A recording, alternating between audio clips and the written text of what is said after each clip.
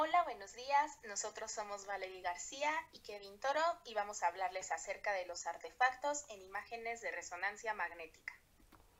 Ok, para empezar a hablar de artefactos debemos acordarnos que estos encuentran su origen en imperfecciones técnicas, supuestos inexactos sobre los datos y aproximaciones numéricas.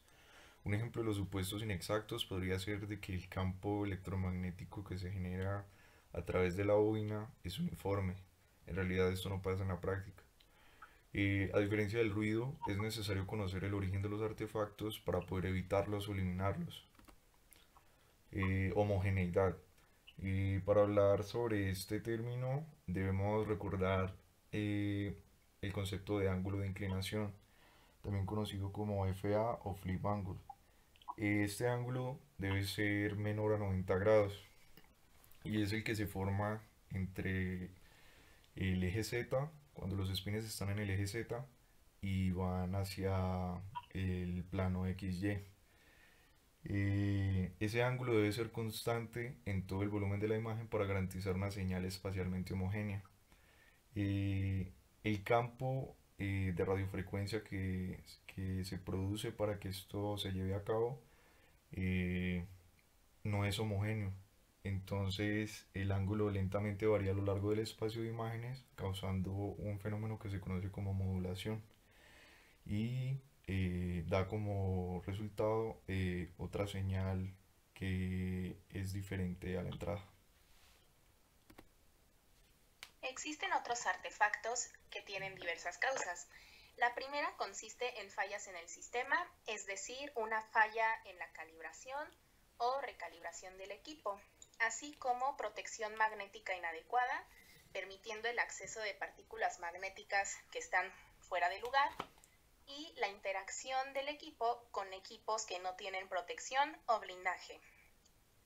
Ok, el uso de múltiples ecos por excitación se da debido a que se busca obtener la imagen con una mayor velocidad. Y esto idealmente debería de tener datos independientes del tiempo de relajación T2, pero en la mayoría de los casos esto no pasa, lo cual provoca una disminución de la resolución espacial.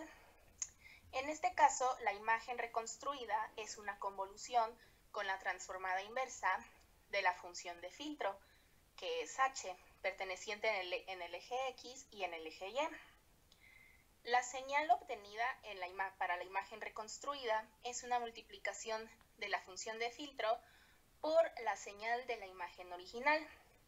Esto también está relacionado con el movimiento periódico de los tejidos, la susceptibilidad magnética de los mismos y el posible acceso de partículas ajenas en tejidos.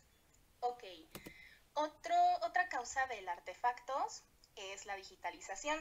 Esta conlleva discretización y errores de truncamiento, es decir, cuando se aproxima una suma infinita a números finitos. Esto causa los siguientes artefactos.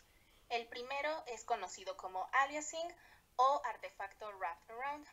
Esto sucede cuando el field of view es mucho más pequeño que el área de cuerpo a considerar en la imagen, tal y como se puede ver en la primera figura.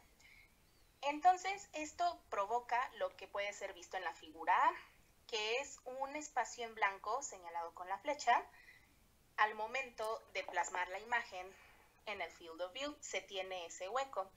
Entonces, lo que se procede a hacer para solucionar esto es ampliar el field of view. El siguiente artefacto consiste en el artefacto de Gibbs. Esto es debido a una transformada de Fourier truncada y esto provoca una convolución de la imagen con seno cardinal. Es decir, este proceso descarta la mitad de los datos en el dominio de frecuencia, provocando así bordes con alto contraste, que consisten en esos anillos que están señalados con las flechas en la figura, que pueden ser vistos. Estos también son provocados cuando el medio de contraste aún no ha llegado a la zona, pero al momento de registrar las altas frecuencias sobre las venas y este medio de contraste ya está en las venas, se puede resaltar esto. Ok, el cambio de fase es algo necesario para determinar la posición. Sin embargo, esto es algo que provoca un artefacto conocido como desfase de intravoxel que conlleva una pérdida de señal. Esto sucede en señales bajas, de bajas frecuencias y con ruido. Para entrar en contexto, los espines de los voxeles provocan la precesión de la fase de los mismos. Y esto mismo provoca que el voxel esté en una posición espacial e ideal en la imagen reconstruida. Sin embargo, pues pueden pasar dos cosas. La primera es que la precesión de la fase no está determinada por los espines del voxel al 100%, y esto provoca que la posición espacial de cada voxel sea completamente diferente en la imagen reconstruida, o puede provocar un artefacto conocido como desfase de intravoxel, que esto ocurre cuando los espines no causan precesión de fase. Por lo tanto, no existe precesión de fase, la señal cae y distorsiona todo el dominio de la imagen. Tal y como se puede ver en la siguiente diapositiva, se tienen dos imágenes de angiografías distintas y ambas se ven distorsionadas o borrosas debido a este artefacto. Ok, para continuar con este fenómeno que menciona Valerie, eh, hay unos ejemplos muy específicos. Por ejemplo, el borde oscuro en las transiciones agua-grasa. Eh, Entre estos dos elementos se produce un cambio químico, y esto hace que presenten una frecuencia del armor ligeramente diferente. En consecuencia, los giros en voxeles que contienen ambos elementos pueden pasar de fase, produciendo pérdida de la señal.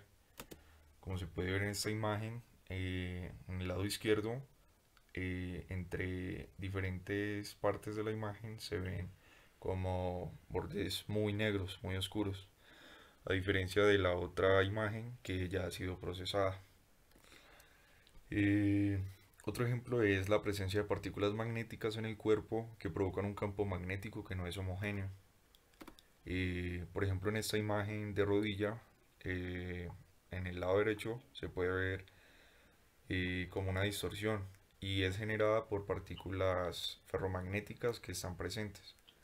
En el lado izquierdo se puede ver cómo se compensaron, y esto se hizo gracias a que se aplica el pulso de 180 grados, que también se le conoce como el eco. Y por último, hay un fenómeno que se le conoce como ghosting o efecto fantasma, y se debe básicamente al movimiento de rotación periódica, como la respiración, los latidos del corazón, las pulsaciones de los vasos sanguíneos y las sacudidas repetidas del paciente. También está en esta clasificación los movimientos peristálticos, que son los que se producen de manera autónoma en el cuerpo, como podría ser la digestión, y generan la imagen, este efecto como de rayado, y pues en realidad no deberían estar estas franjas, y por eso hace referencia a su nombre, efecto fantasma. Y eso fue todo, muchas gracias. Gracias.